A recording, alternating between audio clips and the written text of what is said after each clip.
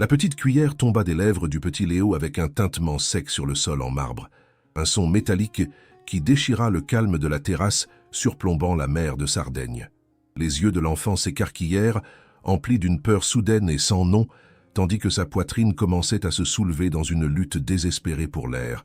Ses lèvres, un instant plus tôt rouges de yaourt à la fraise, viraient à un bleu sombre et terrifiant, la couleur de l'oxygène qui s'évanouit.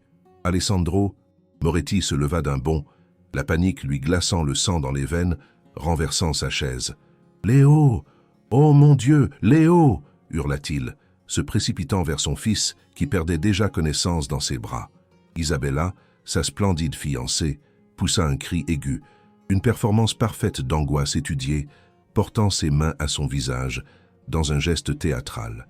Mais depuis la cuisine, où elle finissait de débarrasser, Sofia, la domestique, vit la scène et sentit une terreur d'une nature complètement différente lui glacer les os. Ce n'était pas la panique aveugle d'un parent. C'était la reconnaissance froide et lucide d'un savoir ancien, une empreinte de mort qu'elle ne connaissait que trop bien. Cela ne pouvait pas être une simple crise d'asthme. Les symptômes étaient trop rapides, trop violents. Quelque chose de terrible se produisait, et elle sentit que le temps s'épuisait. La villa en Sardaigne était un chef-d'œuvre de design minimaliste, un cube de verre et de ciment blanc, niché dans la nature sauvage. Les immenses parois de cristal s'ouvraient sur la mer scintillante et le maquis méditerranéen, mais à l'intérieur, le luxe était froid, stérile, presque clinique. C'était le reflet parfait de la vie d'Alessandro, un milliardaire de 45 ans qui, depuis la perte de sa femme, s'était enfermé dans un deuil silencieux. Il avait comblé le vide de son existence avec le travail et, plus récemment, avec la beauté éblouissante et apparemment parfaite d'Isabella, un remède superficiel pour une blessure profonde. Isabella De Luca, 35 ans, était la perfection incarnée, un sourire charmant qui n'atteignait jamais ses yeux, une élégance étudiée dans chaque geste, la future épouse idéale pour un homme de son calibre. Mais derrière cette façade impeccable se cachait une âme aride consumée par l'avidité. Elle voyait le petit Léo, un enfant doux mais fragile de 6 ans, affligé d'allergies et d'asthme, non pas comme un futur beau-fils à aimer, mais comme le seul et agaçant obstacle entre elle et la fortune totale et incontestée de la famille Moretti, un problème à éliminer discrètement. Sofia Marino était l'âme silencieuse et presque invisible de cette maison. À 32 ans, ses yeux attentifs voyaient tout, la fragilité croissante de Léo, l'aveuglement émotionnel d'Alessandro et le vide prédateur derrière le sourire d'Isabella. Elle avait grandi avec sa grand-mère, une herboriste respectée et crainte, dans les montagnes escarpées de la Barbagia.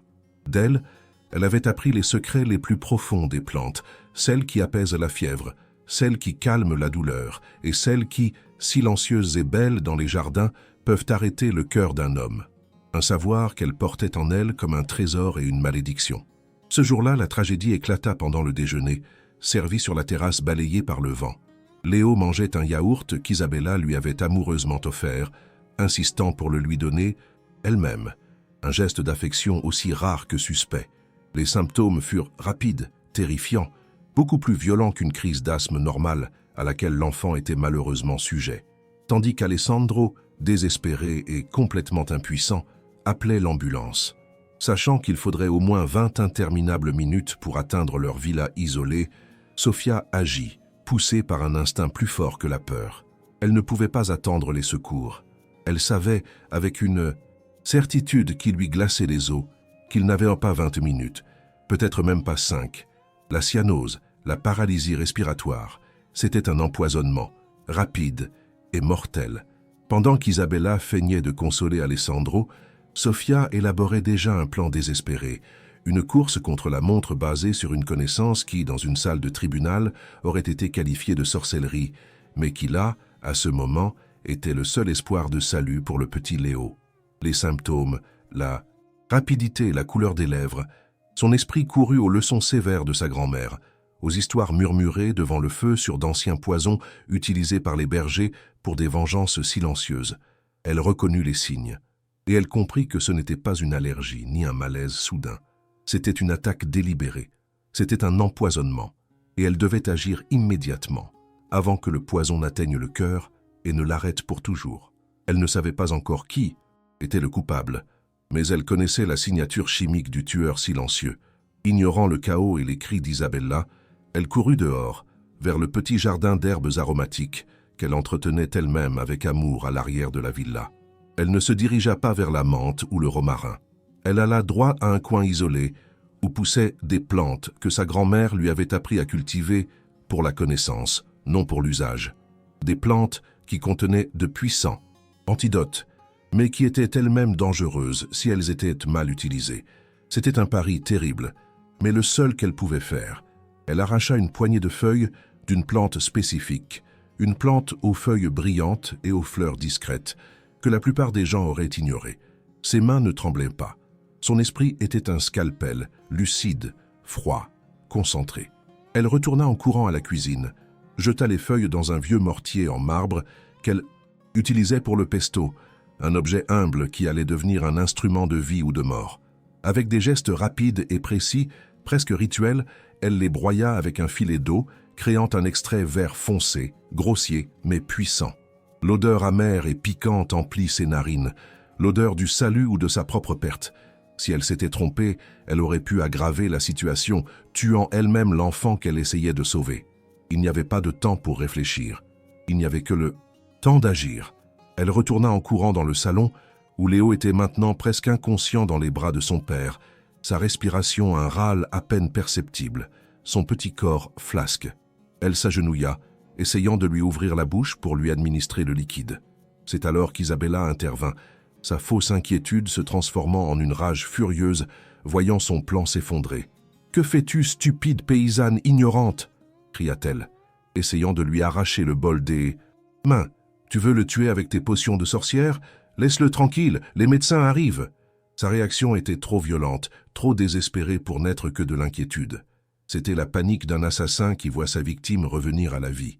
Sophia se leva, lui faisant face, et pour la première fois son regard doux et soumis avait disparu, remplacé par un acier froid qui fit même reculer Isabella.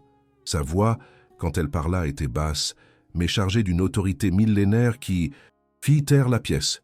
Une autorité qui ne venait pas de sa position sociale, mais de sa connaissance. « C'est la seule chose qui puisse le sauver », dit-elle, et ses yeux se posèrent sur Alessandro, le clouant sur place par leur intensité, le forçant à écouter. Il a été empoisonné, avec du laurier rose. Je reconnais l'odeur douceâtre sur son haleine, une odeur d'amande amère que son asthme ne pourrait jamais produire. Et moi, ajouta-t-elle, sa voix se brisant à peine sous le coup de l'émotion et de la colère refoulée, je connais l'antidote. Le mot laurier rose tomba dans la pièce comme une sentence. Une plante ornementale commune dans tous les jardins de la villa, avec ses belles fleurs roses et blanches, magnifiques et mortelles. Une arme parfaite à la portée de n'importe qui. Isabella pâlit visiblement. Pendant une fraction de seconde, son visage parfait fut traversé par un éclair de pure panique, une expression de culpabilité si évidente que ce fut comme une confession silencieuse lue par tous. Elle avait commis une erreur fatale. Elle avait terriblement sous-estimé cette domestique silencieuse qui se déplaçait dans les pièces comme une ombre. Alessandro était paralysé, son cerveau en court-circuit, suspendu entre deux abîmes de terreur. La logique lui hurlait d'attendre les médecins, la science, la rationalité. Mais son fils mourait dans ses bras, et le temps était écoulé. Il sentait le petit corps devenir de plus en plus froid, la respiration de plus en plus faible. Il regarda la certitude glaçante et désespérée dans les yeux de Sophia, puis il regarda la terreur mal dissimulée et coupable dans ceux d'Isabella, et à cet instant, son cœur prit une décision que son esprit ne pouvait pas encore comprendre. Un pur et primordial instinct de père luttant pour son petit. « Laisse-la faire », rugit-il à Isabella, avec une force qu'il ne se croyait pas posséder, une voix qui venait du plus profond de son âme. Son cri rompit le charme. Isabella recula comme si elle avait été frappée, réduite au silence par sa fureur soudaine, son plan s'effritant entre ses doigts. Avec la permission tacite du père, Sophia s'agenouilla à nouveau. Avec des doigts délicats mais fermes, elle réussit à faire ingérer à Léo quelques gouttes de son antidote amer, priant tous les saints qu'elle connaissait, et surtout l'esprit de sa grand-mère, qu'il ne soit pas trop tard. Ces quelques minutes, avant l'arrivée lointaine des sirènes, furent les plus longues et les plus silencieuses de leur vie. Alessandro tenait son fils, le sentant froid contre sa poitrine, impuissant. Sophia tenait son poignet, sentant le pouls faible et irrégulier, un papillon piégé entre ses doigts, espérant le sentir se renforcer. Et Isabella les regardait, la panique se transformant à nouveau en calcul froid. Son esprit travaillait déjà fiévreusement, tordant les faits, créant un nouveau mensonge, un nouveau piège diabolique pour se sauver. Sa première victime avait survécu pour l'instant. Sa seconde, Sophia, était sur le point de tomber dans son filet. Elle savait comment manipuler les hommes, comment utiliser sa beauté et sa position sociale. La bataille pour la vie de Léo venait de commencer. Et avec elle, une bataille bien plus sombre pour la vérité, une lutte entre le savoir ancien et la méchanceté moderne, entre l'humble sagesse de la terre et l'arrogance de l'argent. Mais Sophia ne savait pas encore que le monde moderne a ses propres règles et que sa connaissance était sur le point de devenir sa principale accusation.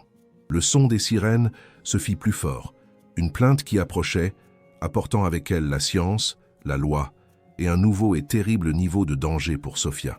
Elle ne savait pas encore qu'elle venait de signer sa condamnation aux yeux du monde.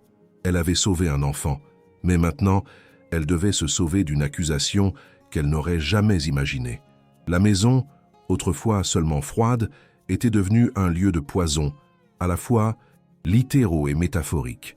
Et Sophia se trouvait exactement au centre, avec un enfant innocent dans une main et une terrible vérité dans l'autre. Une vérité que personne, peut-être, ne la croirait. La porte s'ouvrit en grand et les ambulanciers entrèrent avec leur équipement. Mais ils n'apportaient pas seulement une civière et des défibrillateurs. Ils apportaient avec eux le doute, le soupçon et le début d'un cauchemar juridique qui mettrait à l'épreuve toute leur certitude. Si cette histoire a déjà touché votre cœur, laissez un like pour soutenir notre travail. Que Dieu vous bénisse. L'arrivée des ambulanciers fut une explosion de professionnalisme dans ce chaos émotionnel.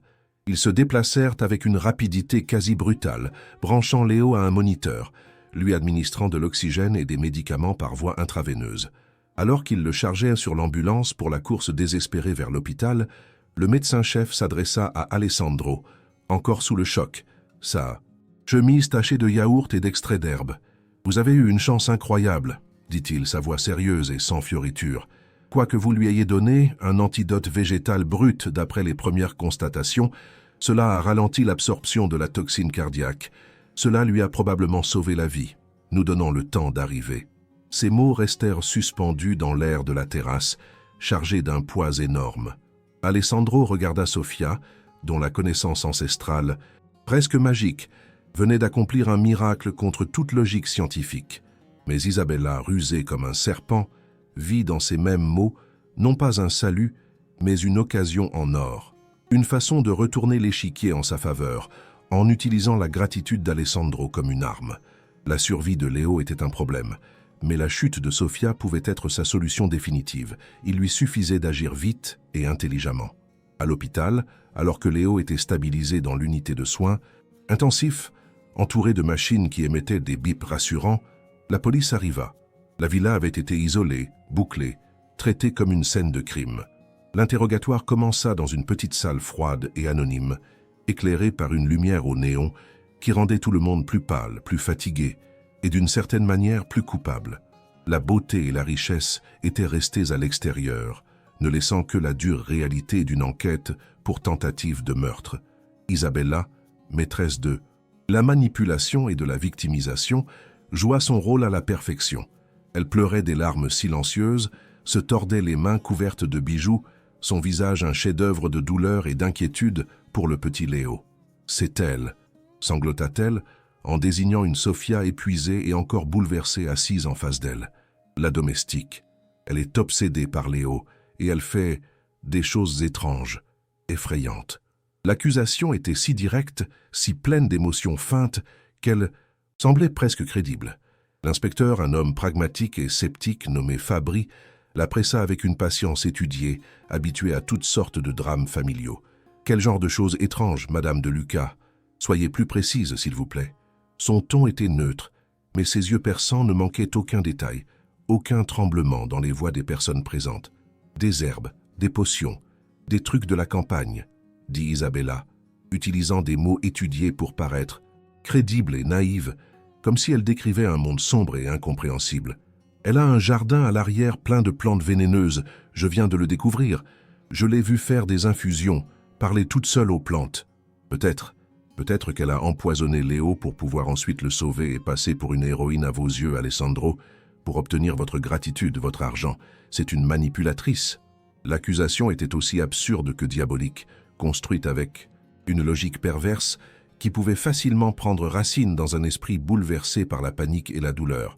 Et à ce moment-là, c'était la parole d'une riche et respectée mondaine, la future Madame Moretti, contre celle d'une humble domestique sarde dont le seul crime était de trop bien connaître la nature, celle qui guérit comme celle qui tue.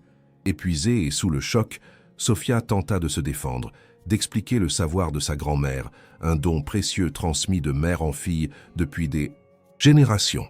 Mais ces mots, pleins de références à des traditions anciennes et à des remèdes naturels, sonnaient confus, superstitieux, presque comme un aveu de culpabilité face à la logique froide et sceptique de la loi. Elle avait l'impression de parler une langue que personne ne pouvait ou ne voulait comprendre. Alessandro était déchiré par un doute déchirant, un conflit qui le détruisait de l'intérieur. Son cœur, son instinct de père, lui disait que Sofia était innocente, qu'elle avait sauvé son fils avec un courage et une connaissance incroyables, un véritable miracle. Mais son esprit, entraîné par des années de cynisme et de trahison dans le monde des affaires, était terriblement vulnérable au doute. « Sofia connaît les plantes », dit-il à l'inspecteur, sa voix incertaine, presque un aveu qui sonnait comme une condamnation. Mais elle ne ferait jamais, jamais de mal à Léo. Elle l'aime comme si c'était son propre fils. C'est elle qui l'a élevé. Ses paroles étaient une faible défense, presque une prière. L'amour devient parfois une obsession, monsieur Moretti, répliqua l'inspecteur Fabri, avec une froideur professionnelle qui n'admettait aucune réplique, notant quelque chose dans son carnet. La situation de Sofia devenait mauvaise. Très, très mauvaise. L'héroïne se transformait aux yeux de la loi en principale suspecte. Dans les jours qui suivirent, alors que Léo se remettait lentement mais sûrement à l'hôpital, la villa devint un lieu de suspicion et de silence glacial.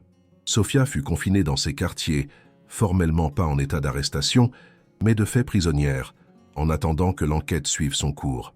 Il lui fut interdit de voir Léo, une torture psychologique pire que n'importe quelle cellule de prison, une douleur sourde et constante. Isabella, en revanche, prit le contrôle total de la situation et de la maison. Elle était toujours aux côtés d'Alessandro, jouant le rôle de la fiancée forte et solidaire, son ancre dans la tempête, la seule personne en qui il pouvait avoir confiance. Mais la nuit, quand il s'effondrait dans un sommeil épuisé et plein de cauchemars, sa vraie nature émergeait. Elle commença à démanteler systématiquement, avec une cruauté méthodique, le petit monde de Sofia. Sous prétexte de sécuriser la propriété contre tout danger, elle donna l'ordre au jardinier de déraciner complètement le jardin d'herbes de Sofia. Chaque plante, médicinale ou non, fut arrachée et brûlée dans un coin du parc. Elle qualifia ce lieu de repère de sorcellerie, un danger inacceptable pour la sécurité de l'enfant, et s'assura qu'Alessandro voit la fumée s'élever vers le ciel. Puis elle s'attaqua aux effets personnels, aux petites traces que Sofia avait laissées dans la maison. Elle jeta les petits objets que la domestique avait fabriqués à la main pour Léo, ses dessins d'animaux accrochés dans la cuisine avec un aimant, ses livres de contes sardes qu'elle lui lisait le soir. Chaque geste était un acte d'effacement, une façon d'éliminer l'influence et la mémoire de Sofia de la maison, et surtout de la vie d'Alessandro. Sofia, depuis la fenêtre de sa chambre, voyait son jardin détruit, la terre nue et brûlée, et sentait son cœur se briser en 1000 morceaux. Elle se sentait impuissante, piégée, comme une de ces plantes déracinées et jetées au feu. Sa connaissance, son don le plus précieux, avait été transformée en une arme contre elle, la preuve de sa prétendue culpabilité. La gratitude d'Alessandro, qu'elle avait vu briller si clairement dans ses yeux à ce premier moment sur la terrasse, s'était transformée en un doute angoissant qui le rendait distant et froid comme le marbre de ses sols. Alessandro vivait dans un entre-deux de douleur et de confusion. Il allait à l'hôpital, passait des heures à regarder son fils dormir, un miracle vivant qui respirait tranquillement, puis rentrait dans cette maison froide et silencieuse qu'il ne sentait plus comme la sienne. Isabella était toujours à ses côtés, une présence constante lui murmurant à l'oreille, empoisonnant ses pensées goutte à goutte. « Tu vois, mon chéri, sans elle, la maison est plus sûre. Plus calme, disait-elle en lui caressant la main de ses doigts froids. Nous devons protéger Léo à tout prix. Cette femme est instable. Sa connaissance est dangereuse précisément parce qu'elle n'est pas contrôlée. Ce n'est pas de la science, c'est de la superstition. Et la superstition n'apporte que des ennuis. Nous l'avons vu. Ces paroles étaient comme des gouttes d'eau qui, jour après jour, creusent la roche la plus dure. Alessandro commença à douter de lui-même, de sa propre perception, de son instinct. Et si Isabella avait raison? Et si son désir de croire en Sofia, en l'héroïne inattendue, l'aveuglait, le rendant vulnérable à une manipulation encore plus subtile? La peur de se tromper à nouveau, de mettre une fois de plus son fils en danger, était paralysante. Il se sentait faible, confus, un homme puissant réduit à une marionnette entre les mains de deux femmes, dont l'une devait forcément être une menteuse. Mais laquelle? Isabella comprit que c'était le moment de clore la partie, de porter le coup de grâce. La police enquêtait toujours, mais était dans une impasse sans preuve concrète.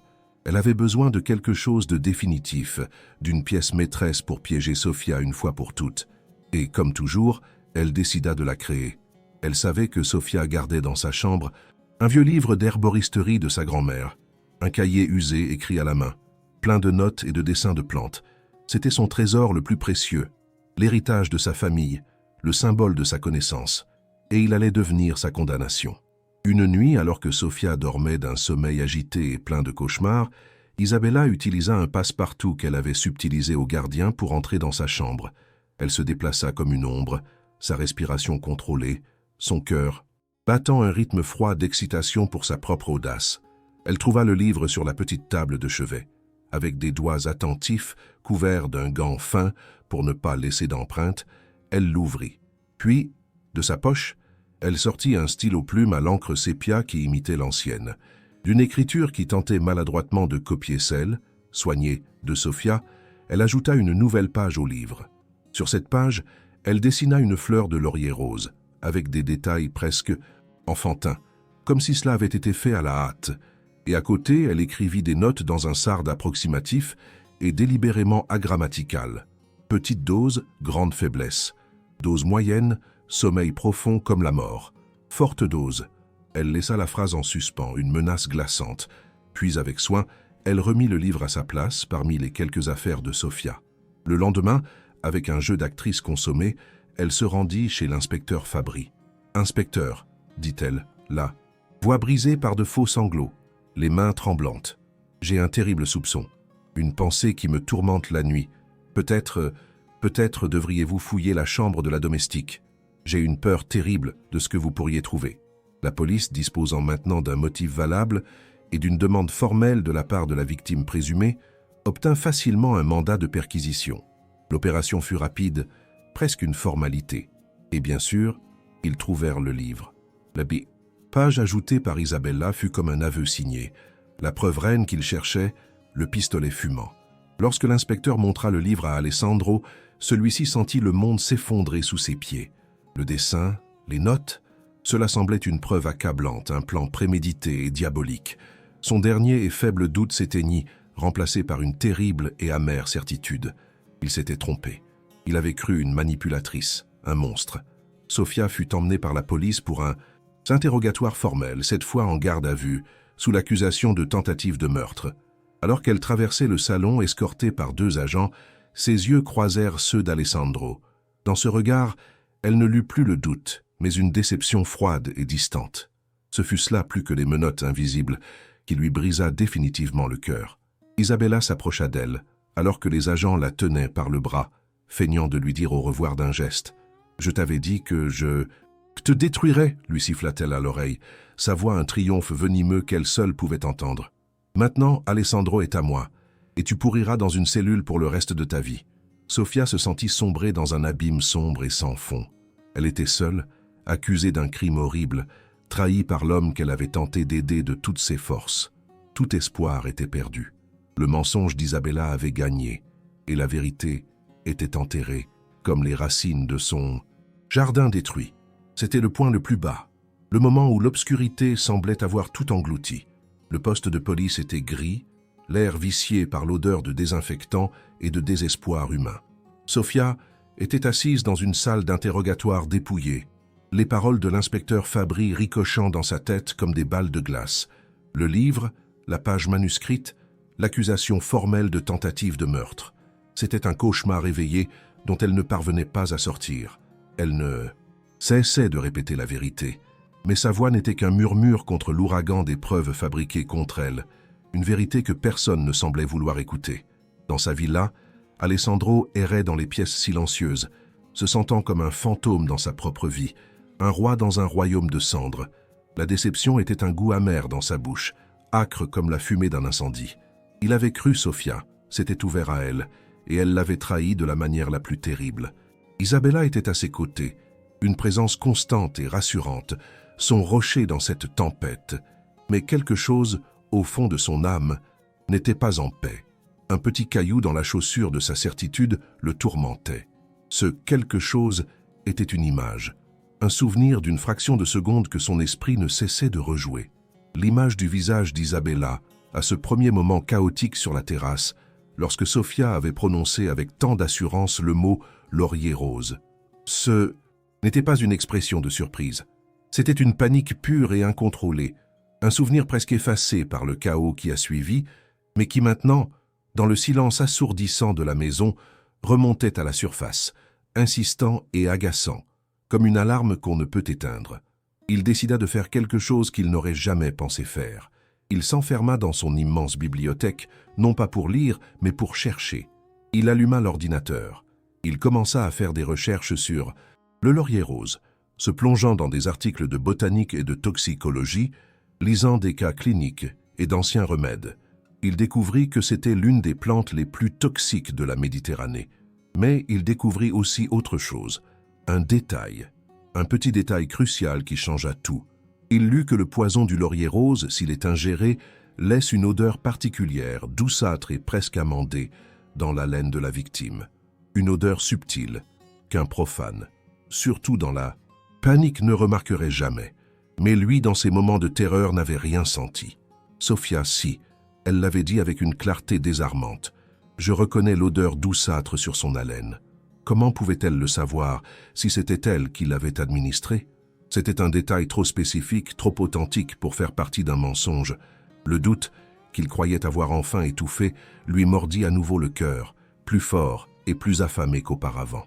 Il commença à réfléchir, à rassembler les pièces du puzzle, mais d'une perspective complètement différente. La froideur d'Isabella, sa hâte presque obscène d'accuser, la destruction rituelle du jardin de Sofia. Et puis, il se souvint d'autre chose. Un autre détail enfoui dans sa mémoire. Le jour de l'empoisonnement au déjeuner, Isabella avait insisté pour donner elle-même le yaourt à Léo, un geste étrange, étant donné qu'elle ne s'était jamais vraiment intéressée à son alimentation. Et il se souvint de l'avoir vue, de temps avant, revenir du jardin où elle admirait les fleurs, comme elle l'avait dit. Et il se souvint qu'elle avait porté ses élégants gants de jardinage en cuir fin. Une idée folle, une hypothèse terrifiante, commença à prendre forme dans son esprit, reliant tous les points épars.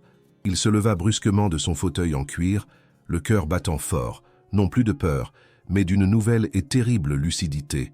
Il n'y avait qu'une seule façon de savoir la vérité, de confirmer son horrible soupçon. Il prit les clés de sa voiture et sortit en courant de la villa, laissant Isabella surprise et confuse sur la terrasse, un verre de vin à la main. Il conduisit jusqu'au poste de police comme un fou, ignorant les limitations de vitesse. Il demanda à parler d'urgence à l'inspecteur Fabry. « Il y a une chose que nous n'avons pas vérifiée, » dit-il, sa voix chargée d'une nouvelle énergie fiévreuse qui surprit le policier. « Le pot de yaourt. L'avez-vous encore parmi les pièces à conviction ?» L'inspecteur, perplexe mais intrigué par cette étrange demande, l'emmena à l'entrepôt des preuves. Le pot était là, dans un sac en plastique scellé, un petit objet insignifiant qui contenait maintenant le destin de tous. « Je veux que vous le fassiez analyser à nouveau, » dit Alessandro. « Mais ne cherchez pas le poison seulement à l'intérieur. Cherchez-le aussi à l'extérieur, sur le bord et sur le manche de la cuillère. »« Pourquoi ferions-nous cela ?» demanda l'inspecteur, son esprit logique n'arrivant pas à suivre ce saut intuitif. Alessandro le regarda droit dans les yeux, et dans ce regard, il y avait la froide lucidité d'un homme qui venait de voir la vérité nue et crue. Parce que le poison n'a pas été mélangé au yaourt. Cela aurait altéré le goût, Et mon fils, qui est très difficile, ne l'aurait jamais mangé. Il a été soigneusement étalé, là où seules les lèvres et les mains d'un enfant auraient pu le toucher. Puis, il lâcha la bombe, la preuve finale qui démasquerait Isabella et sauverait Sofia. Et il y a autre chose. Mon fils Léo est gravement allergique au latex.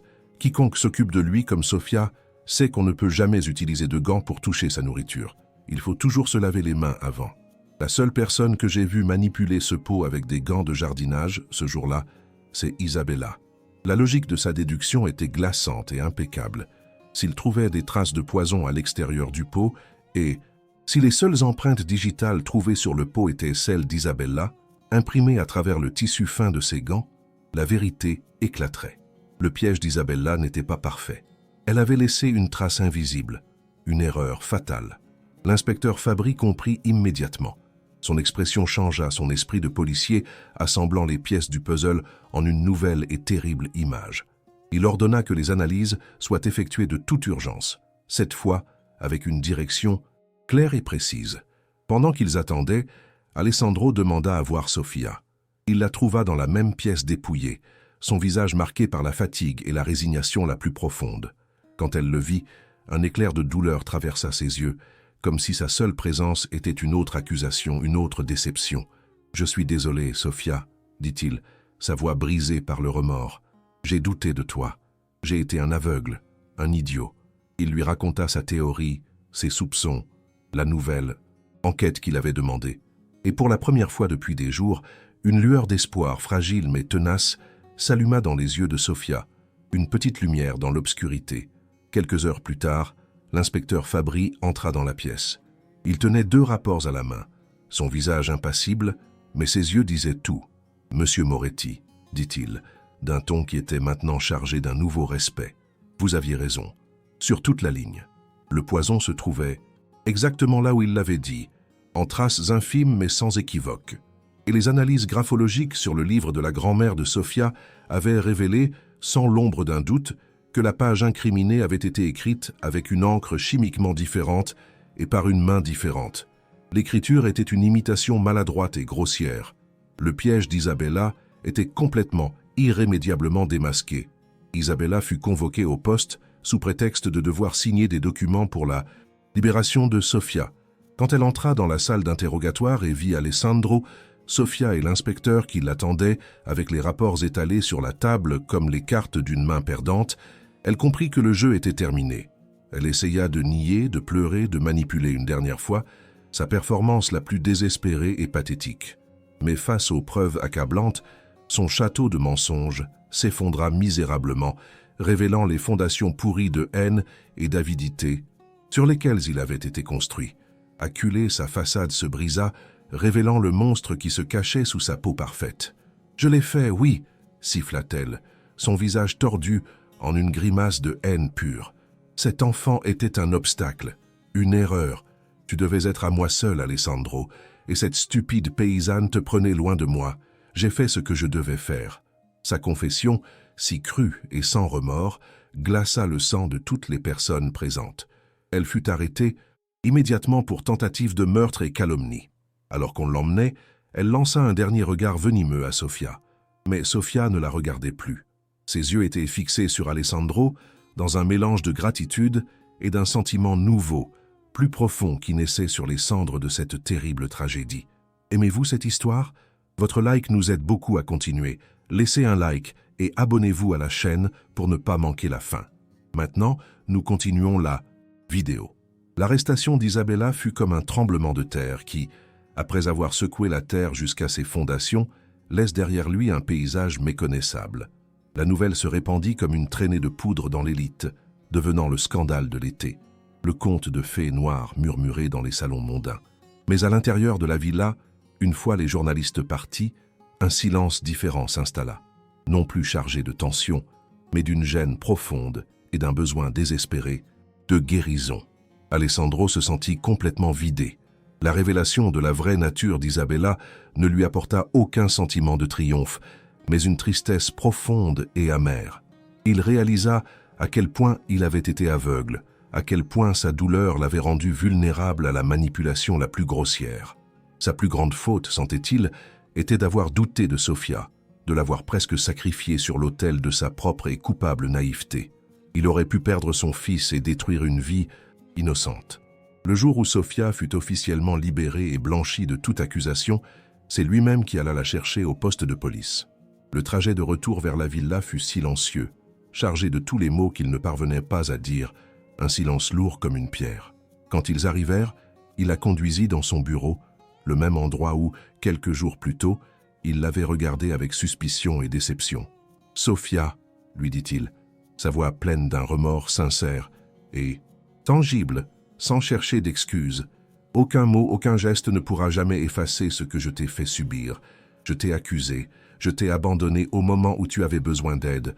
Je te demande pardon, même si je sais parfaitement que je ne le mérite pas. » Il s'attendait à de la colère, du ressentiment, mais il n'était pas préparé à sa réaction. Sofia le regarda. Elle ne vit pas un milliardaire puissant s'excusant auprès de sa servante, mais un homme blessé, faisant face à ses démons. Tout, comme elle. La seule chose qui compte, c'est que Léo aille bien, répondit-elle avec une simplicité qui le désarma complètement, et que la vérité ait éclaté. Le reste n'est que de l'eau qui a coulé sous les ponts. Sa capacité à pardonner, son absence totale de rancune, frappèrent Alessandro plus que toute autre chose. Il comprit à ce moment-là que la vraie force, la vraie noblesse, ne résidait pas dans son compte en banque ou son pouvoir, mais dans la gentillesse et la résilience inébranlable de cette femme qui avait affronté l'enfer et en était sortie le cœur encore intact. À partir de ce jour, les choses changèrent radicalement, de manière irréversible. Alessandro ne lui demanda pas de redevenir sa domestique. C'eût été une insulte, une négation de tout ce qui s'était passé. Il lui offrit un nouveau poste, créé spécialement pour elle, celui de gardienne de la villa et surtout du bien-être de son fils. Il lui donna un salaire généreux, une voiture et, plus important encore, sa confiance totale et inconditionnelle. Ensemble, ils commencèrent à reconstruire non seulement la confiance entre eux, mais la vie même dans cette maison. La première chose qu'ils firent fut de replanter le jardin d'herbe de Sofia, plus grand et plus luxuriant qu'auparavant.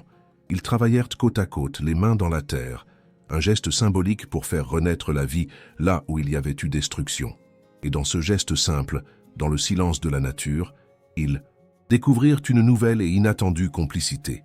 La villa, autrefois un lieu froid et de représentation, commença à se transformer en une vraie maison, un lieu de chaleur. Alessandro, guidé par la sagesse pratique de Sofia, redécouvrit le plaisir des petites choses, celles que l'argent ne peut acheter et qu'il avait oubliées depuis longtemps. Ils se mirent à cuisiner ensemble le soir, utilisant les herbes de leur jardin, remplissant les pièces silencieuses de parfums chauds et familiers, de vie. Les pièces se remplirent du son de la musique et surtout des rires de Léo. L'enfant se remit complètement, tant physiquement qu'émotionnellement. L'amour et la sérénité retrouvés étaient le meilleur remède à ses fragilités. Il devint l'ombre de Sofia, la suivant partout dans son jardin, apprenant le nom des plantes. Et il commença à regarder Alessandro, non plus avec crainte, mais avec une affection croissante, le voyant comme l'homme qui rendait sa tata Sofia heureuse.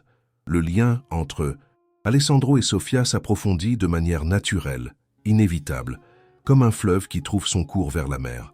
Ce n'était plus seulement de la gratitude ou du respect, c'était un sentiment né du partage de la douleur la plus profonde et de la découverte d'une âme sœur, une compréhension qui allait au-delà des mots, qui se manifestait par des regards et des gestes silencieux. C'était de l'amour, dans sa forme la plus pure. Ce fut Alessandro qui se déclara, un soir, alors qu'il regardait le coucher de soleil sur la mer depuis la terrasse de la villa, le même endroit où tout avait commencé. « Sofia », lui dit-il en lui prenant la main et en trouvant le courage d'être enfin vulnérable. « Quand tu es arrivée ici, ce n'était qu'une maison, une coquille froide et vide. Maintenant, grâce à toi, c'est un foyer. Mais pour être une vraie famille, il manque encore une chose. » Sofia le regarda, le cœur battant fort, espérant de toutes ses forces ces mots qu'elle n'avait jamais osé rêver. « Il manque une mère pour Léo, et une femme pour moi, » continua-t-il, ses yeux pleins d'une émotion sincère qu'il n'avait jamais montrée à personne. « Veux-tu être cette personne? Veux-tu m'épouser, Sofia, et construire une vie avec nous, une vraie vie ?» Sa réponse ne fut pas un mot, mais un baiser qui avait le goût du sel, de la terre et de l'avenir. Un baiser qui scella la promesse d'une vie construite non plus sur les mensonges et la peur, mais sur la confiance et sur un amour. Née dans les circonstances les plus difficiles et les plus improbables, une fleur rare qui avait poussé sur un sol empoisonné. 2 ans plus tard, la villa est méconnaissable. C'est un lieu chaleureux, plein de vie, d'amis, de rires. Le jardin d'herbe de Sofia a triplé de taille, luxuriant et parfumé. Il est devenu célèbre dans la région et Sofia, pendant son temps libre, donne de petits cours pour enseigner aux enfants du village les secrets des plantes médicinales, transmettant la sagesse de sa grand-mère honorant sa mémoire. Nous voyons Alessandro, Sofia et un Léo de 8 ans, sains et heureux, agenouillés parmi les parterres. Sofia montre à Léo comment reconnaître une plante bénéfique d'une plante vénéneuse, non pas dans les livres, mais par l'odeur, la forme des feuilles, le contact direct avec la nature, un savoir qui passe par les sens. La connaissance est la meilleure protection, mon amour, lui dit-elle avec un doux sourire. Souviens-toi toujours de ça. Tu dois toujours regarder au-delà des apparences. Alessandro les regarde, et son visage est l'image de la paix et du bonheur retrouvés. Il a appris la leçon la plus importante de sa vie, que la vraie sagesse ne réside pas dans les conseils d'administration ou les bilans d'entreprise, mais dans les savoirs anciens, dans la capacité d'observer la nature et, surtout, d'écouter son propre cœur et de faire confiance aux bonnes personnes. L'histoire, qui avait commencé par un acte de méchanceté caché derrière une façade de beauté, s'était transformée en une leçon sur la façon dont la vérité, comme les racines des plantes les plus humbles, a toujours la force de se frayer un chemin à travers le sol le plus dur pour atteindre la lumière, surtout lorsqu'elle est nourrie par l'amour et le courage. Et maintenant, une question pour vous. Pensez-vous qu'Alessandro aurait réussi à découvrir la vérité sans le premier acte de courage instinctif de Sofia? Dites-nous votre avis dans les commentaires. Laissez un like si vous croyez que la sagesse du cœur est plus puissante que n'importe quel mensonge. Abonnez-vous pour d'autres histoires où la vérité triomphe toujours. Commentez « La vérité triomphe » si vous aussi, vous avez été touché par cette fin.